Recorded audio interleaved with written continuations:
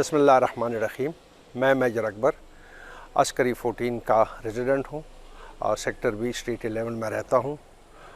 जैसे कि आप सबको मालूम है कि आजकल बिजली के नर्ख़ काफ़ी हाई है, तो उन नरख़ों को मद्देनज़र रखते हुए मैंने मुख्तलिफ़ सोलर सिस्टम के फर्म्स को कांटेक्ट किया और जिसमें फ़ाइनली मैंने ब्राइट ब्रदर प्राइवेट लिमिटेड को सेलेक्ट किया। उन्होंने हमें 6.4 kV सिस्टम इंस्टॉल किया है और ये टोटल 2 महीने के अंदर एक्टिवेट भी हो गया।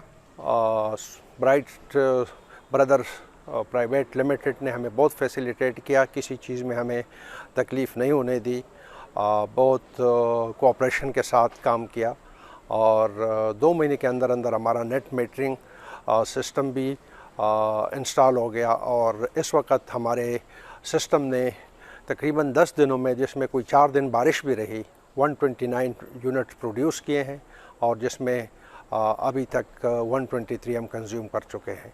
तो मैं सबको ये रेकमेंड करता हूँ कि इस वक्त जो बिजली के ख़ास कर नर्ख़ है, उस चीज़ को मद्देनज़र रखते हुए है, ये नेशनल इंटरेस्ट में है और इस पे हम सबको सोचना चाहिए और जो कर सकते हैं सोलर सिस्टम ज़रूर लगाएं।